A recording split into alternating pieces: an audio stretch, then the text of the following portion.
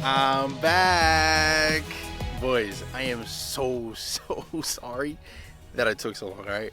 Life has literally been lifing, alright? But today, without going too much into it, we're getting the engine rebuilt finally for the Integra. This car has literally been sitting here, oh, I don't even know for how long, like a year, 2 years maybe? Something like that, maybe even close to 3, boys. I know you guys missed it on the channel, and we'll get to this soon. This is the BRZ. The BRZ is currently cooked. But today's the day that we rebuild this engine back to its glory. Oh, I cannot wait. Look at all these parts that we got. We got some King Racing bearings, Gates water pump and belt, and then we got a Cometic, whatever it's called, gasket with some Weisico pistons, whatever you want to call these two. Regardless, we got good parts going in to the block. But a little backstory on what happened was this piston was rubbing up against the wall and something got in there. I don't know what, but it started bouncing around. As you can see, look at all those little chip marks and indentations. Yeah, not good. You don't want that in your engine. So that's what happened. Something got in, started scratching the wall, started bouncing around, then we had to get that fixed. So took the engine out, took it apart, got it rehoned. It was originally 84 millimeter. Now we went to 84.4, I believe. So basically it's ready to go.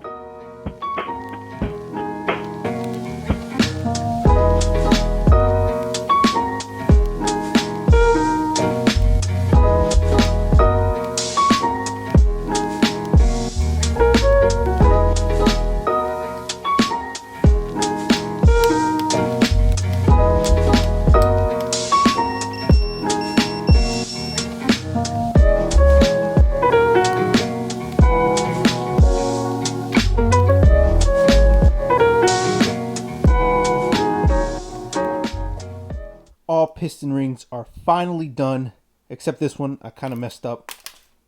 Whoops. Like I said, I kind of messed up. That first piston, I didn't have a piston ring grinder, so I used an actual like grinder, and I grinded way too much off. So what we went with was 22 top ring, 24 bottom ring, and then oil ring and stuff like that. You don't touch those.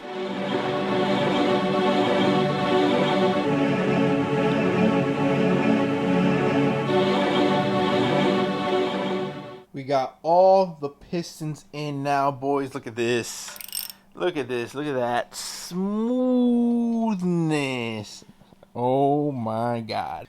I literally can't wait till this car is actually put together, because we have a lot of car meets coming up that I'm trying to be at. So basically everything is on except a couple things. Like we have the oil pump on, water pump on. I was told by my tuner to switch out the copper O-rings and go with the stainless steel wire that you can literally find at Harbor Freight. Those are going to be super hard to see, but look at the little groove right there. You see that? Yeah. They're in. They're all in. Hopefully that's not like some secret that I just told you guys, but well, now you know. Just in case you're doing it for your build, this is the one I got. Stainless steel wire, literally Harbor Freight. So I kind of got carried away and I did something. The block is completely finished. Like, it's completely finished. But I want to paint it, and we're going to paint it. So I masked everything off. Literally everything off. Even though I should have done this beforehand. And yes, I'm trying out a new haircut. Tell me how it looks. I feel like I look like I'm 12 years old, but it is what it is. But this is the paint we're going to be using right here, straight from AutoZone. Look at that.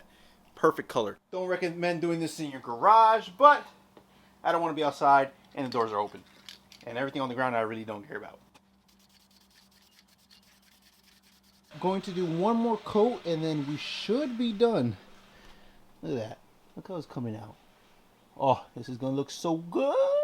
It's been a couple days now. Paint job is now finished and the head is fully assembled, ready to be put on the block. But this is how the block came out. Look at that.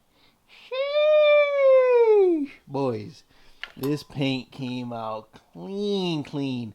Gotta do the same thing to the head, but let's mount the head on first and then I'll paint it after, because we don't have time.